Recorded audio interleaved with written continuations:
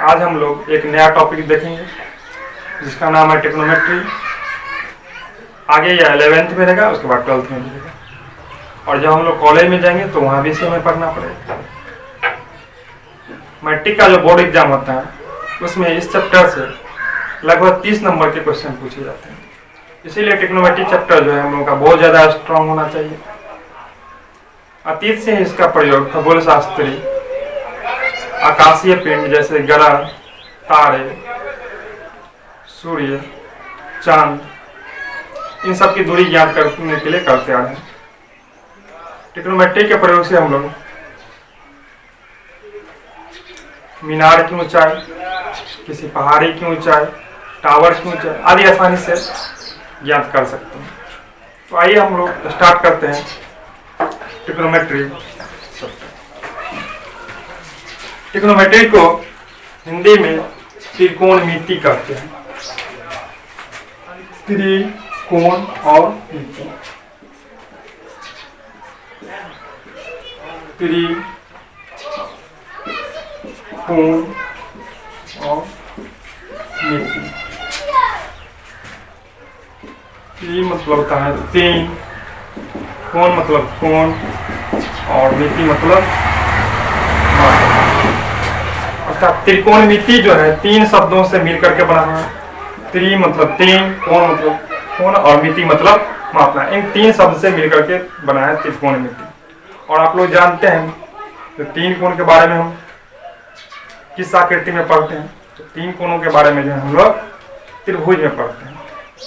त्रिभुज भी कई तरह के होते हैं।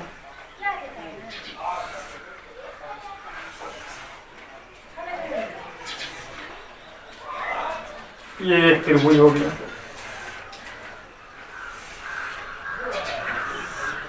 ये भी एक त्रिभुज हो गया, ये भी एक त्रिभुज हो गया।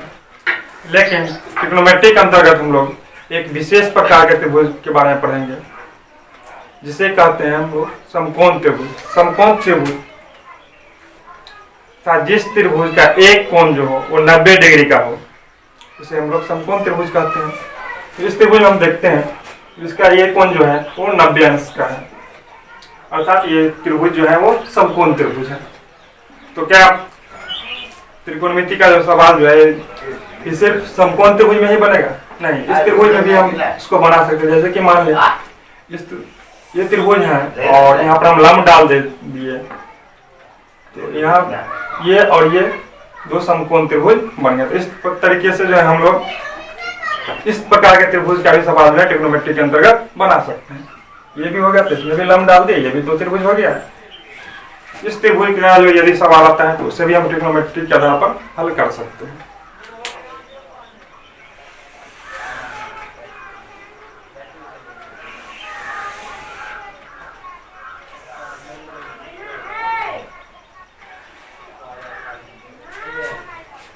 ये एक त्रिभुज हो गया। हम देखते हैं इसका ये कोण जो है वो 90 डिग्री का है, और हम लोग जानते हैं जो त्रिभुज के तीनों कोणों का योग जो होता है वो 180 डिग्री का होता है,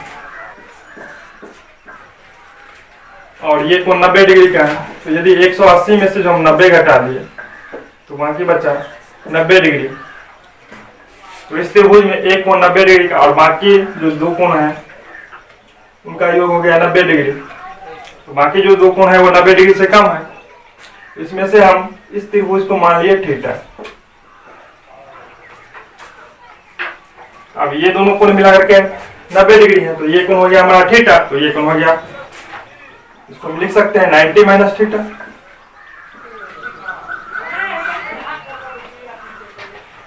और इस त्रिभुज का एक नाम दे देते हैं ए बी सी। नाम जो है हम लोग क्लॉकवाइज या एंटी क्लॉकवाइज ऐसे लिख सकते हैं, या एबीसी ऐसे भी लिख सकते हैं। अब इसमें जो है तीन कोण के नाम हो गए, और इस हम लोग जानते हैं समकोण त्रिभुज के तीनों भुजा का भी नाम होता है, पहले ही पढ़ चुके हैं। तो ये नीचे जो भुजा जो है इसको हम लोग आधार बोलते हैं।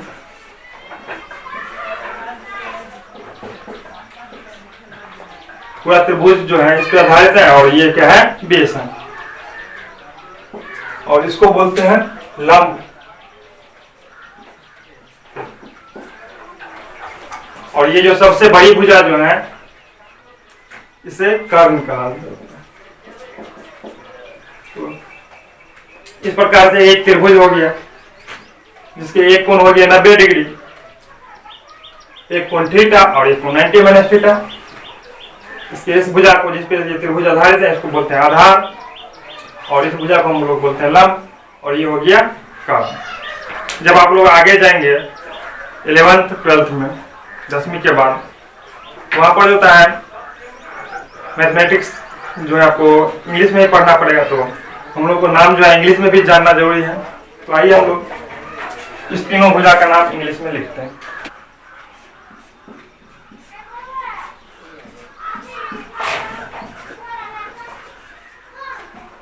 ये हाइपोटेनियस कर्ण,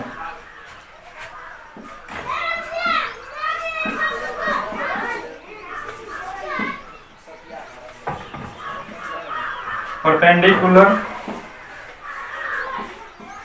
लंब,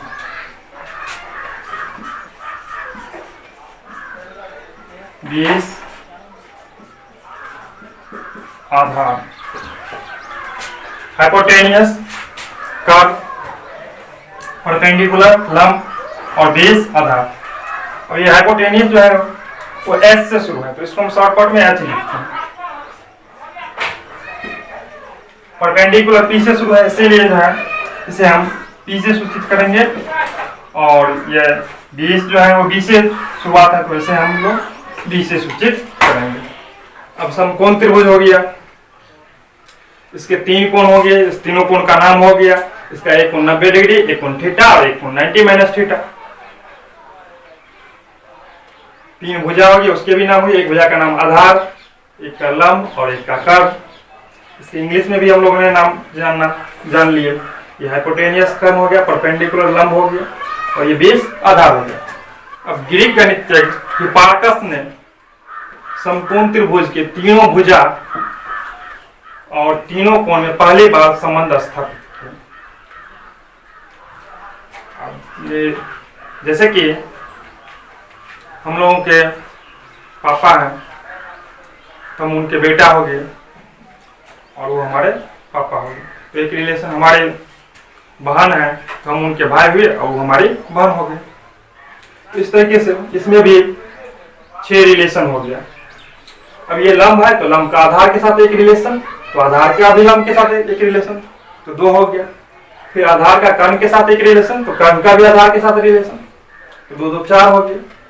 फिर लंब का कर्ण के साथ एक रिलेशन, तो कर्ण का भी लंब के साथ एक रिलेशन, इसका इसके साथ तो इसका भी इसके साथ, फिर इसका इसके साथ तो इसका भी इसके साथ, और इसका इसके साथ तो इसका भी इसके साथ। यानी 2 2 4 2 6, कुल 6 रिलेशन हो गए। तो इन 6 रिलेशन का भी नाम दिया, उन्होंने नाम इस प्रकार दिया। तो पहला रिलेशन जो है वो लंब का कर्ण के साथ है, तो इसका नाम दे दिए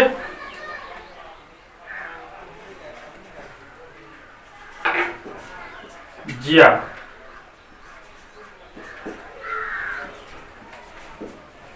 कोज्या, स्पर्श जिया, कोटि स्पर्श जिया,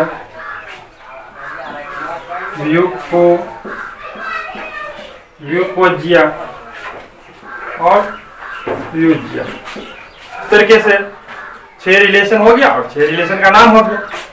जिया, कोजिया, स्पर्श जिया, कोटि स्पर्श जिया, व्यूकोजिया और व्यूजिया।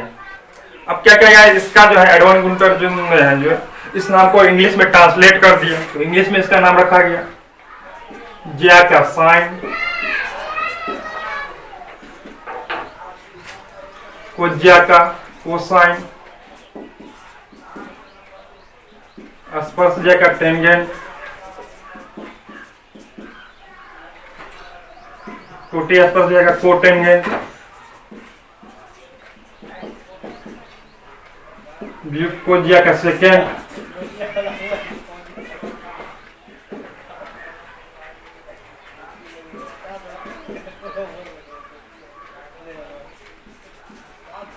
वो सेकेंड। अब हिंदी में नाम हो गया, इंग्लिश में भी नाम हो गया, लेकिन नाम जो है वो बहुत बड़े बड़े हैं। जैसे कि अविनाश होता है। तो बड़ा नाम है तो उसको हम लोग शॉर्टकट में निक नेम के रूप में उसे हम अभी बुलाते हैं, तो आसान हो जाता है। तो इस तरीके से जो है इस सब का भी निक नेम दे दिया गया। इसका निक नेम हो गया sine, cos, tan, cot, cosec. अब जैसे कि हम लोग सिंह परिवार से आते हैं, तो हमारा नाम है श्याम सुंदर सिंह, हमारे पिताजी का नाम है, उनके नाम में भी सिंह लगा है, हमारे बच्चे हैं उनके नाम में भी सिंह लगा। यानी कि जिस फैमिली से आते हैं उनका जो सरनेम होता है वो फैमिली के सभी मेंबर का कॉमन सरनेम हो जाता है। तो ये भी जितने भी सारे हैं कौन, वो थीटा फैमिली से बिलोंग्स करते हैं। इसमें भी सब में थीटा लगा देंगे। तो ये हो गया sine theta, cos theta, tan theta, cot theta, cosec theta. ये हो गया sine theta, cos theta, tan theta, cot theta और कॉसेक थीटा। अब साइन थीटा जो है उसमें इसका संबंध इसके साथ था, लंब का कर्ण के साथ संबंध, तो इसका नाम दिया गया साइन थीटा, लंब का कर्ण के साथ में संबंध। तो लंब को हम लोग लिखते हैं P और कर्ण को लिखते हैं H से सूचित करते हैं। फिर cos थीटा का हो गया B/H, साइन थीटा का P/H, cos थीटा का B/H, टेन थीटा का P/B, cot थीटा का B/T, sec थीटा का H/B और cosec थीटा का H/T।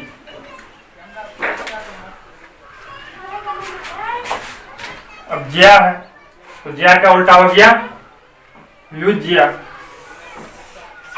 ज्या का उल्टा व्युज्या। अब ज्या का क्या है, लंब का कर्ण के साथ संबंध, यानी कि P/H, तो इसका हो गया H/P, P/H तो इसका उल्टा H/P विस्क्रम हो गया। अब कोज्या है, व्युकोज्या, cos थीटा B/H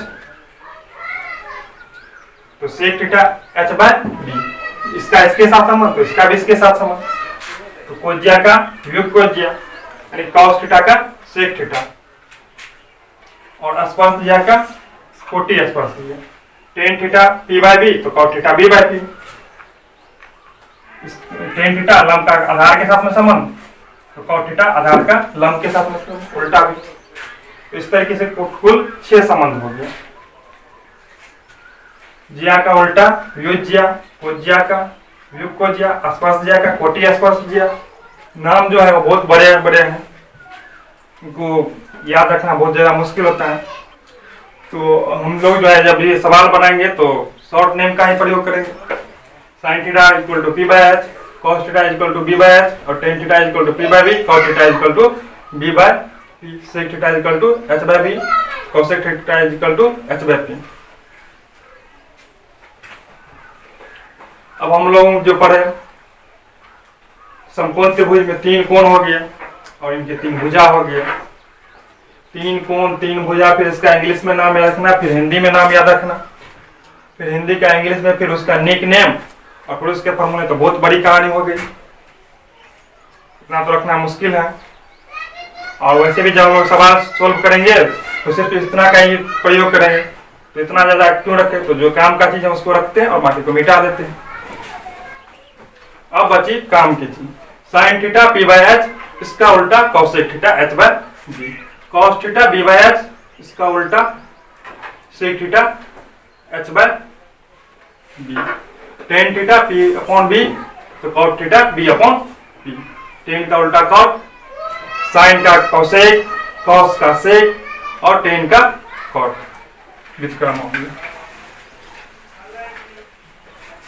देख लेते किसका क्या था।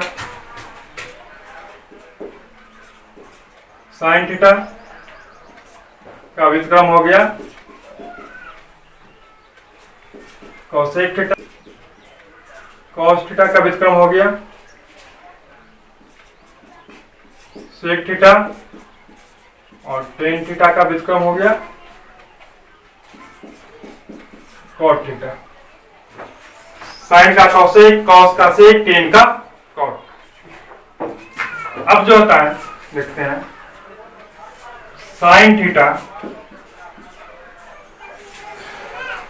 इंटू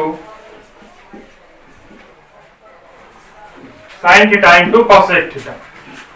तो साइन थीटा का फॉर्मूला हम लिखते हैं, क्या लिखे हैं, P अपॉन H, और कॉसेक थीटा का H अपॉन P। तो P से P कैंसिल और H से H कैंसिल हो गया, तो इक्वल टू बचा 1। इसीलिए sine theta into cosec theta का फॉर्मूला हो जाता है 1। Sine theta into cosec theta equal to 1। अब साइन थीटा इक्वल टू हो जाता है, sine theta into cosec theta equal to 1, एक फॉर्मूला हो गया। और इसी फॉर्मूला से 3 फॉर्मूला हम बनाएंगे। तो sine theta equal to 1 upon cosec theta, क्योंकि ये इधर जाएगा तो इधर मल्टीप्लिकेशन में इधर जाएगा तो डिवाइड में चेंज हो जाएगा। तो sine theta equal to 1 upon cosec theta. इसी तरीके से cosec theta equal to 1 upon sine theta, first second और थर्ड, 3 फॉर्मूला हो गया। Sine theta into cosec theta equal to 1, sine theta equal to 1 upon cosec theta, और cosec theta equal to 1 upon sine theta. अब इसी प्रकार cos का व्युत्क्रम हो जाता है सेक थीटा। तो cos theta into sec theta, तो कॉस का b अपॉन h और सेक का h upon b। Cos theta b upon h और sec theta h upon b। इसमें भी b कैंसिल और h कैंसिल। हम जानते भी हैं किसी संख्या को उसके गुणात्मक व्युत्क्रम से गुणा करने पर मान हमेशा 1 आता है। तो इस तरीके से भी cos theta into sec theta equal to 1, और इसका भी मान 1 है। अब उसी प्रकार ये हमारा मेन फॉर्मूला हो गया, cos theta into sec theta equal to 1। तो कॉस थीटा का फॉर्मूला ऐसे ही बना लेंगे, सेक थीटा इधर जाएगा मल्टीप्लिकेशन में तो डिवाइड में जाएगा, तो 1 अपॉन सेक थीटा और sec theta equal to 1 upon cos theta. Cos theta into sec theta equal to 1, तो cos theta equal to 1 by sec theta, और sec theta equal to 1 upon cos theta. इस तरीके से हो गई 3, और first second third 3 formula बन गया। 2 मेन फॉर्मूला और एक और तीसरा मेन फॉर्मूला, वो है tan theta into cot theta. Tan theta का क्या है, p अपॉन b, और कॉट थीटा का b अपॉन p। इस दोनों को कैंसिल करें, p से p और b से p कैंसिल हो गया, और b से b कैंसिल हो गया। p से हमने p को कैंसिल किया और b को b से कैंसिल कर दिया, तो हो गया 1। तो इसलिए tan theta into cot theta equal to formula आता है 1।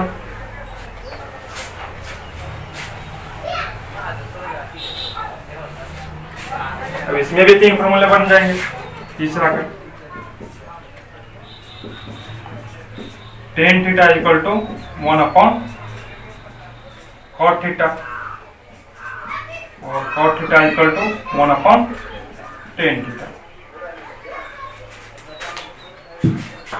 इस तरीके से 6 फॉर्मूला हो गया। साइन थीटा 2 3 4 5 6, और इधर 3 मेन फॉर्मूला हो गया, जिसका हम लोग ट्रिग्नोमेट्री चैप्टर में यूज करेंगे। और ये चीज आपको हम लोग बताना हम लोग भूल गए अभी। इस 6 फॉर्मूला को याद करने का जब हम लोग पढ़ते थे तो हम लोगों के सर ने एक बहुत ही सिंपल सा ट्रिक बताया था। उसके आधार पर हम इसे आसानी से याद रख सकते हैं यदि कभी हम भूल जाए तो। उन्होंने कहा था जो इसको जो है हम इस फॉर्म में आसानी से याद रख सकते हैं। जैसे कि लंब हो गया, तो लंब का यूनिट है परपेंडिकुलर, और इसे हम P से सूचित करते हैं। कर्व का हाइपोटेन्यूज होता है, और इसे हम H से सूचित करते हैं। और आधार का बेस हो गया, तो इसे हम B से सूचित करते हैं। तो हमारे सर ने कहे इसे जो है हम ऐसे यदि लिखे पंडित बद्री प्रसाद हर बोले। पंडित बद्री प्रसाद हर बोले। इस तरीके से जो है हम इस फॉर्मूला को आसानी से याद रखेंगे। अब इस तरीके से कैसे याद रखेंगे, तो पंडित बद्री प्रसाद हर बोले। अब यहाँ पर हम देखते हैं P अपॉन H होता है, P अपॉन H हुआ। तो P अपॉन H जो है हमारा किसका फॉर्मूला है, साइन थीटा। तो बन गया साइन थीटा का formula P upon H sine theta, B upon H cos theta और P upon B tan theta. अब फिर हिस्टोरिकल में आते हैं तो H अपॉन P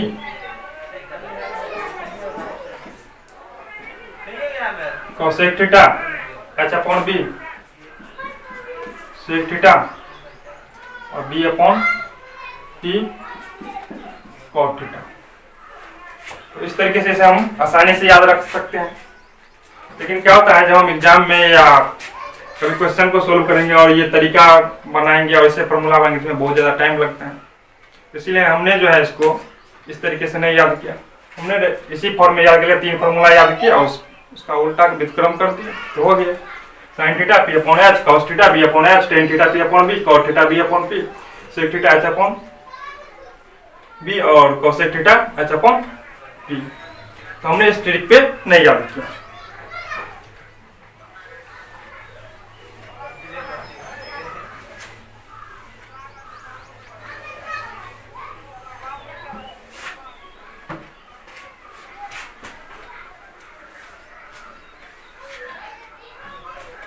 तो हम देखते हैं इसमें लंब, कर्व और आधार है। और जब आपको सवाल दिया रहेगा तो किसी एक, जैसे कि साइन थीटा का मान दिया है तो कॉस का, टेन का और किसी अन्य सभी का मान के निकालने के लिए, तो साइन थीटा से हमें लंब और कर्व मिल गया लेकिन आधार कोण नहीं मिला।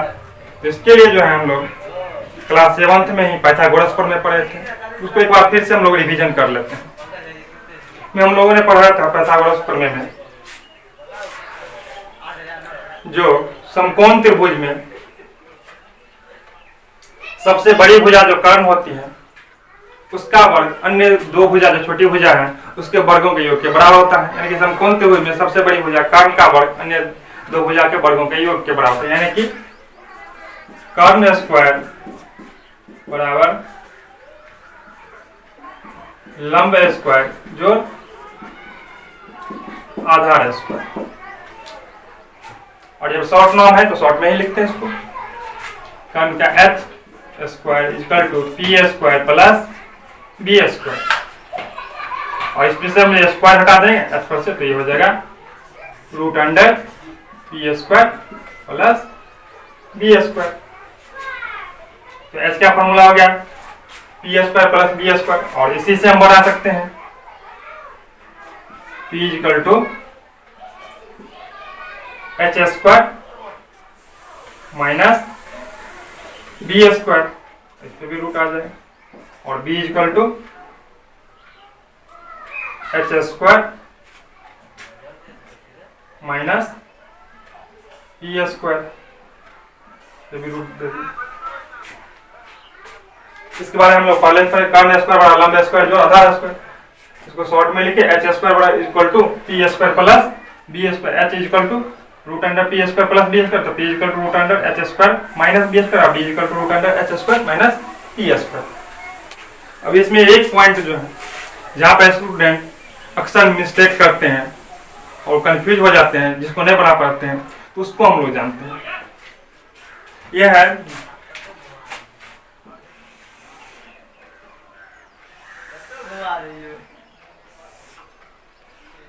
कि ये समकोण त्रिभुज है ABC,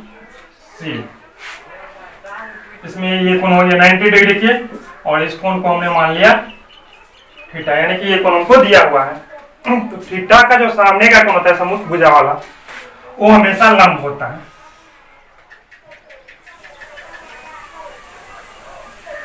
यानी कि जिसको थीटा मानेंगे उसके जो सामने वाली जो भुजा होगी, जो कोण दिया रहेगा, वही हमें होता है लंब। तो ये लंब हो गया, और 90 डिग्री और थीटा के बीच का जो भुजा होता है उसको आधार मानते हैं। तो एक हो गया P और एक हो गया B। और कर्ण के बारे में तो कोई सोच रहा है जो सबसे बड़ी भुजा, ऐसे ही करो से, तो ये सबसे बड़ी भुजा है, तो ये तो हमेशा H होता है। तो इस तरीके से थीटा के सम्मुख भुजा वाला हो गया लंब, इसको हम शॉर्ट में P लिखते हैं, और थीटा और 90 डिग्री के बीच वाला हो गया B, और ये हो गया H। लेकिन यदि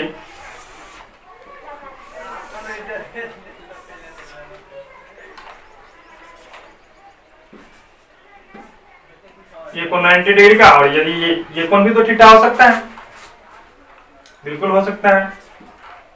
यदि ये कोण थीटा हो गया तो इसके सामने वाले जो भुजा है सम्मुख भुजा, वो हो जाएगा लंब P, और थीटा और 90 डिग्री के बीच का जो कोण है वो आधार, जिसको हम B से सूचित करते हैं, और सबसे बड़ी भुजा जो है वो कर्ण H हो गया। तो हमने जाना जो कौन सा कोण हमको दिया हुआ है उसके अकॉर्डिंग लंब और आधार होता है। और कौन सा होता है, तो जो कोण दिया रहता है उसके सामने वाली भुजा लंब हो जाती है। आधार कौन सी होती है, तो समकोण त्रिभुज, और जो कोण दिया है उसके भी जिस भुजा पे वो हो गया आधार। यानी कि जब हमें लंब का पता चल गया तो ये कोण लंब हो, ये भुजा लंब हो गया, क्योंकि ये जो दिए हुए कोण है थीटा है उसके सामने वाली भुजा लंब हो गया, और सबसे बड़ी भुजा कर्ण हो गया। तो बाकी कौन सा बचा, लंब कर्ण, और एक भुजा का नाम है आधार, तो जो बचा वही आधार हो गया। इसमें भी ये लंब हो गया क्योंकि ये थीटा के सामने वाले कोण है, ये सबसे बड़ी भुजा कर्ण, तो बाकी जो बचा वो हो गया आधार। इस तरीके से आज हम लोगों ने ट्रिग्नोमेट्री चैप्टर के सभी फॉर्मूलों के बारे में जाना, पढ़ा और समझा। अगले क्लास में जो है हम लोग चैप्टर जो है ट्रिग्नोमेट्री आप लोगों के एनसीईआरटी का जो बुक में उसमें 8 पॉइंट में है, उसको हम लोग अगले क्लास में पढ़ेंगे और इस पे सवाल बढ़ेंगे। ओके।